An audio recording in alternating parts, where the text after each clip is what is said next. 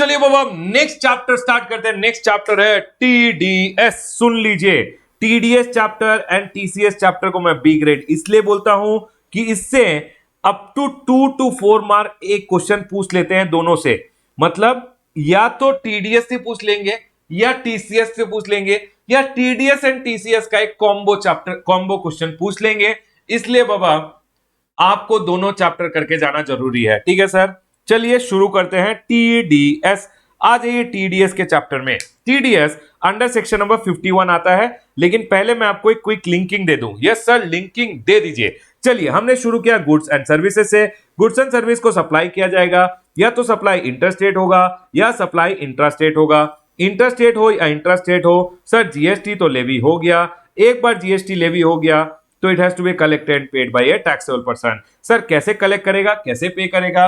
Calculate करेगा GST is equal to value of supply into rate of tax. एक बार value calculate कर लिया तो सर फिर रेज करेगा tax invoice, credit note, debit note. एक बार टैक्स इनवॉइस रेज कर दिया, उसके बाद आ जाएगा अकाउंट्स एंड रिकॉर्ड्स मेंटेन करना और गुड्स भेज देगा अदर पर्सन को with the help of E way bill. एक बार अकाउंट मेंटेन किया, उसके बाद आ गया सर लायबिलिटी। तो सर उसके बाद आएगा लायबिलिटी। लायबिलिटी आता है on time of supply. Liability आया, अपने इनपुट टैक्स क्रेडिट यूज किया। इनपुट टैक्स क्रेडिट में चैप्टर जॉब वर्क और आईएसडी मैंने आपको पढ़ा दिया था। सर एक बार इनपुट टैक्स क्रेडिट यूज कर लिया। फॉर एन एग्जाम्पल, मेरा लायबिलिटी था 1000 रुपीज का, मैंने यूज किया 500 रुपए का लायबिलिटी। रिमेनिंग अमाउंट का मैं पेमेंट कर दूंगा सर। ठीक है सर, अब सुनिए मेरा बात। यहां जो ये पेमेंट ऑफ टैक्सेस चैप्टर है, इसके बाजू में अटैच चैप्टर है एक टीडीएस का चैप्टर एंड टीसीएस का चैप्टर। सुनिए, इनपुट टैक्स क्रेडिट जब मैंने आपको पढ़ाया था, मैंने पढ़ाया 16, 17, 18, जॉब वर्क आया 19, आईएसडी आया 20 एंड 21। पेमेंट ऑफ टैक्सेस मैंने आपको पढ़ाया 49 एंड 50। टीडीएस आएगा 51 एंड टीसीएस आएगा 52 सेक्शन नंबर। याद रखिएगा हमेशा। ठीक है सर, पॉइंट क्लियर है। अब सुन लीजिए, तो सर जब आपने ये पढ़ा पेमेंट ऑफ टैक्सेस चैप्टर, तो आपको याद होगा ई कैश लेजर में हमेशा आता है TDS amount and TCS amount, and इसी के साथ लिंकिंग आता है टीडीएस एंड टीसीएस चैप्टर का।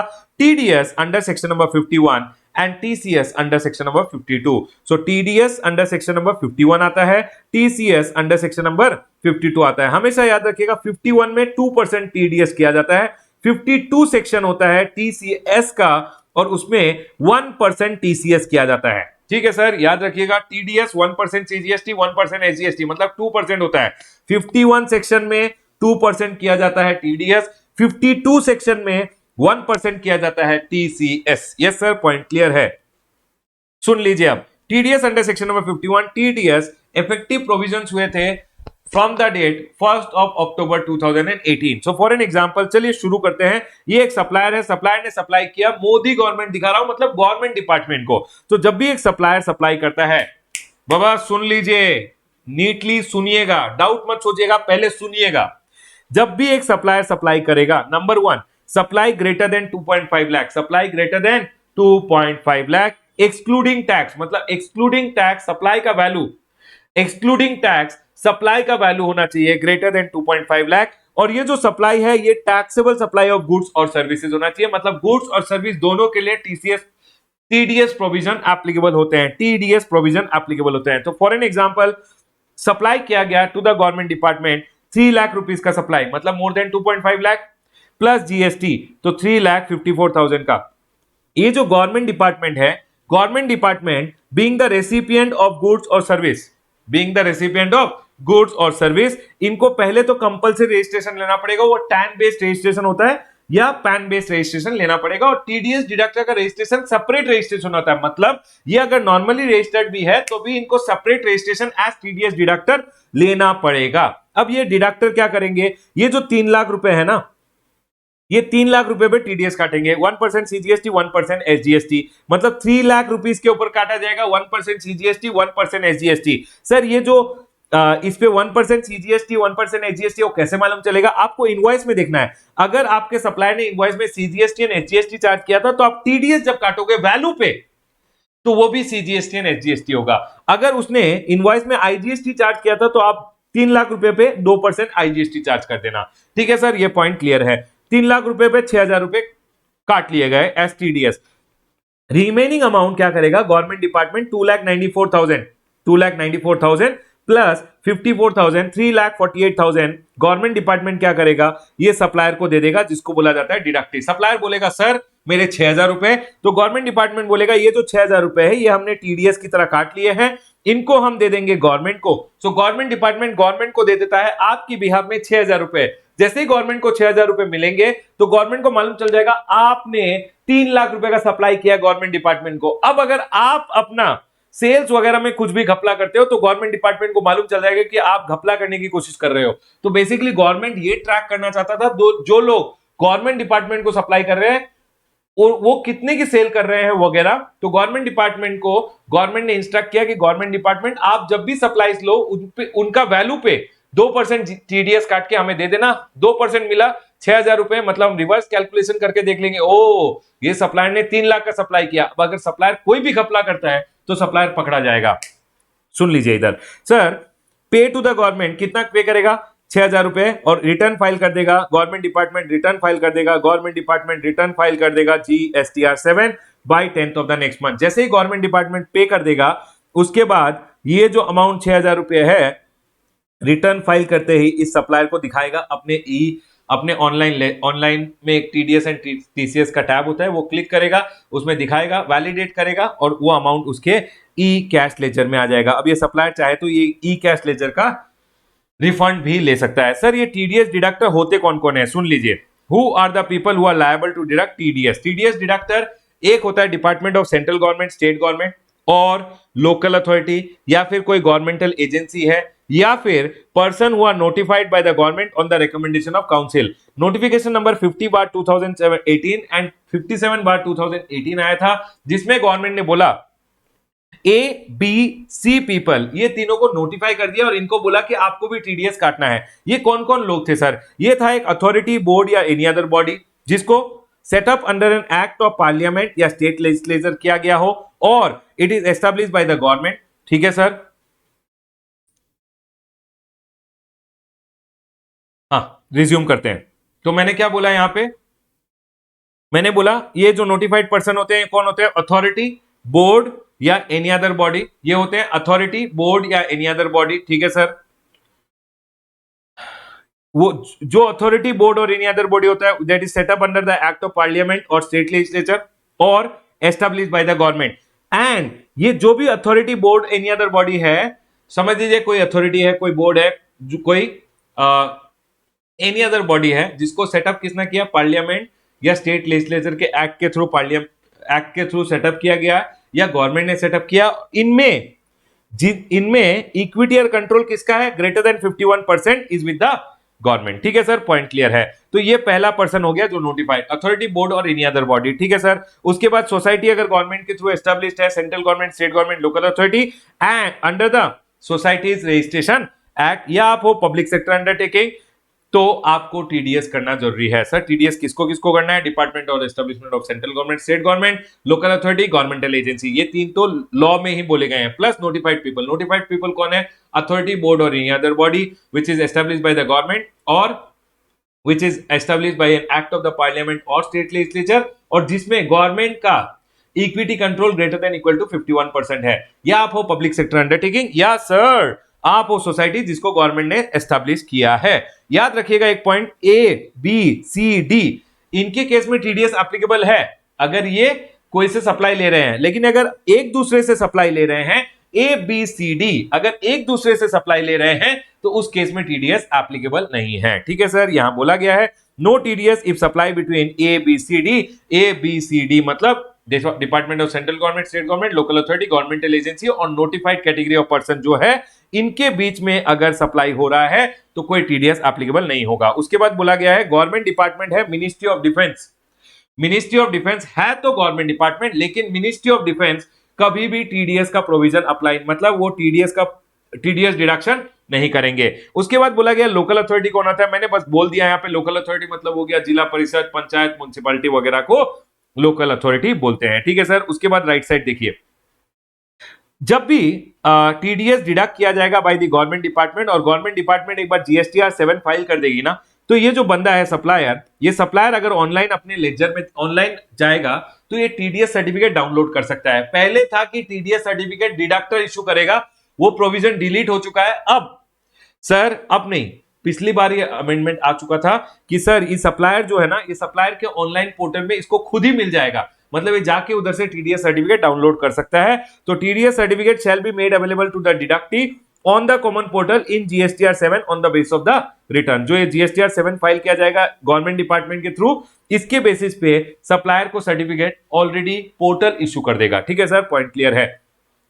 याद रखिएगा, अगर फेलियर टू डिपॉजिट टीडीएस, मतलब ड्यू डेट पे आपने डिपॉजिट नहीं किया तो लेट डिपॉजिट के लिए देना पड़ेगा इंटरेस्ट, और लेट रिटर्न, सुनिए बाबा, आपको रिटर्न लगाना था for the month of April. Yes sir, return लगाना था for the month of April. TDS deductor जब रिटर्न फाइल करना था, रिटर्न लेट फाइल कर दिया।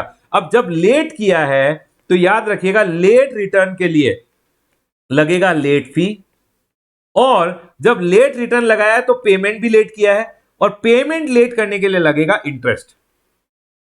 याद रखिएगा, लेट रिटर्न के लिए लगता है लेट फी, लेट पेमेंट के लिए लगता है इंटरेस्ट। इंटरेस्ट तो आपको एट द रेट ऑफ 18% देना पड़ेगा। ये जो लेट रिटर्न का लेट फी था ना, ये लेट फी था ₹100 per day under CGST, ₹100 per day under SGST, maximum 5000 under CGST, maximum 5000 under SGST. अब इस बार का अमेंडमेंट है ये कि लेट फी को कर दिया गया है ₹25 up to a maximum of 1000 and 1000। यही यहां पे आपको चेंज करना है कि लेट फी अब हो गया है ₹25, ये चेंज नहीं है, प्लीज चेंज कर लीजिएगा। और up to a maximum of ₹1000, ये सेम अमाउंट आपको एसजीएसटी के अंदर भी देना है। क्विकली लिख लीजिए बाबा, क्विकली चेंज कर लीजिए अपने चार्ट में।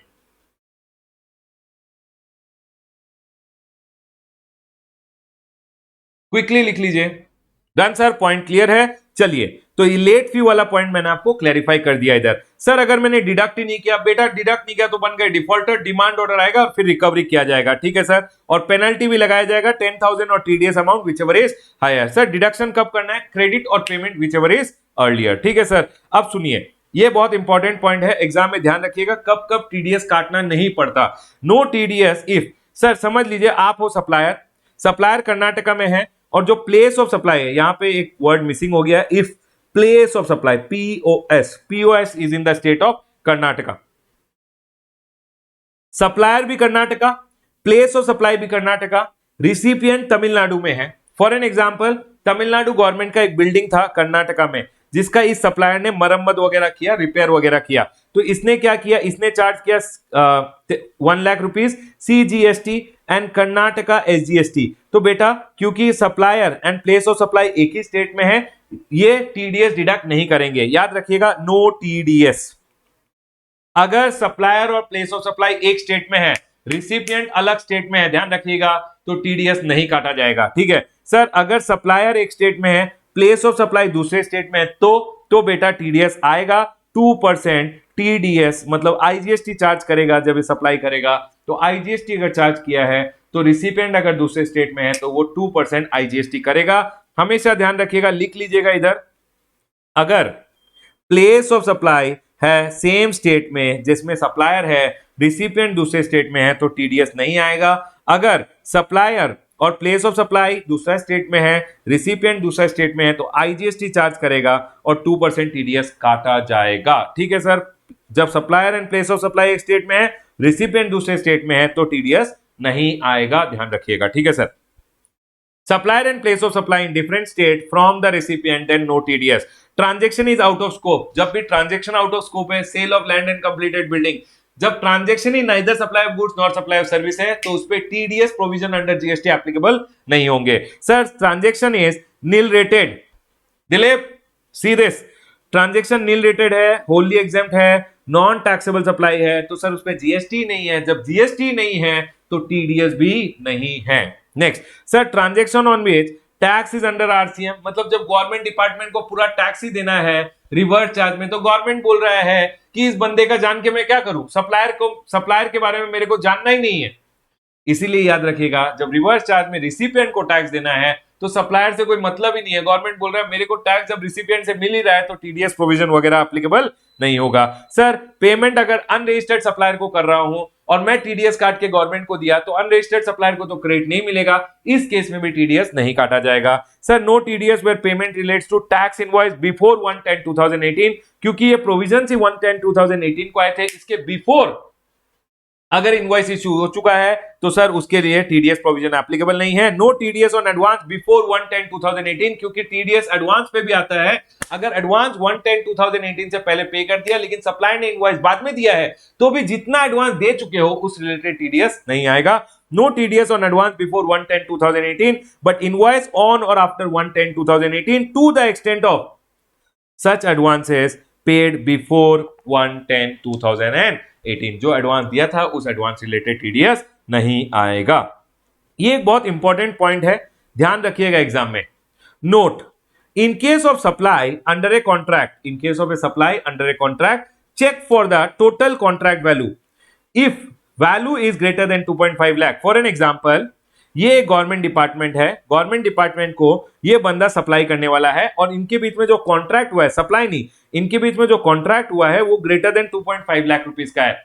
अब कॉन्ट्रैक्ट का वैल्यू अगर 2.5 लाख से ज्यादा का है, अब जब सप्लायर जब इनवॉइस इशू करेगा, चाहे वो 10 का करे, चाहे 20,000 का करे, चाहे 30,000 का करे, गवर्नमेंट डिपार्टमेंट जब भी पे करेगा तो टीडीएस डिडक्ट करेगा। क्यों सर? क्योंकि कॉन्ट्रैक्ट वैल्यू अगर 2.5 लाख से ज्यादा है, individual invoice will not matter. अब देखा जाएगा कि सर कॉन्ट्रैक्ट वैल्यू 2.5 लाख से ज्यादा है, हर एक पेमेंट पे टीडीएस गवर्नमेंट डिपार्टमेंट को करना है। देखिए, in case of supply under contract, check for the total contract value. If value is greater than 2.5 lakh, then now single invoice value shall not matter, always see contract value for determining TDS.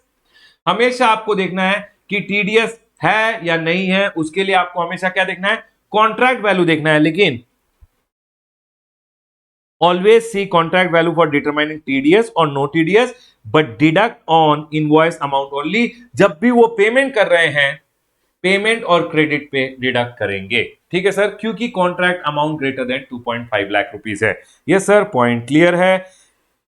यहां हमारा discussion on TDS खत्म होता है। ध्यान रखिएगा किन किन को टीडीएस डिडक्ट करना है। सेकेंडली ध्यान रखिएगा कब कब टीडीएस डिडक्ट नहीं करना है। थर्डली एग्जाम में आपको कॉन्ट्रैक्ट अमाउंट देंगे और पेमेंट अमाउंट देंगे। ध्यान रखिएगा अगर contract amount greater than 2.5 lakh है तो अब टीडीएस हमेशा होगा, चाहे amount less than 2.5 lakh rupees भी हो। ठीक है सर, पॉइंट क्लियर है। उसके बाद याद रखिएगा टीडीएस जब करोगे 1% सीजीएसटी, 1% एचजीएसटी या 2% आईजीएसटी, और यहां पे लेट फी के बारे में भी मैंने बता दिया है। और एक बात ध्यान रखिएगा, एग्जाम में हमेशा जब भी आप टीडीएस अमाउंट देख रहे हो कि किस पे टीडीएस करना है, देखिए इधर जब टीडीएस करना है तो ये वैल्यू लीजिएगा, ये वैल्यू से जो भी जीएसटी अमाउंट है उसको एक्सक्लूड कीजिएगा, जो रिमेनिंग अमाउंट आएगा उस पे आपको टीडीएस करना है। देखिए टीडीएस ऑन वैल्यू जो इनवॉइस वैल्यू है माइनस जीएसटी, मतलब जो भी इनवॉइस अमाउंट है उसमें जो भी अदर अमाउंट टॉपिक्स इंक्लूड होते हैं, taxes other than GST, obligation of supplier, सारा इंक्लूडेड रहेगा। आपको इनवॉइस वैल्यू से बस जीएसटी हटाना है, रिमेनिंग अमाउंट पे आपको टीडीएस काटना है। ठीक है सर, पॉइंट क्लियर है। यहां मेरा डिस्कशन ऑन टीडीएस क्लोज होता है। प्लीज क्वेश्चन आंसर प्रैक्टिस कर लीजिएगा। Done sir, question answer practice कर लेंगे। और बाबा अगर मजा आया हो तो क्विकली कमेंट करके जरूर बताइएगा। राइट एवरीवन, पॉइंट क्लियर है। यहां मैं अपना डिस्कशन ऑन टीडीएस क्लोज करता हूं।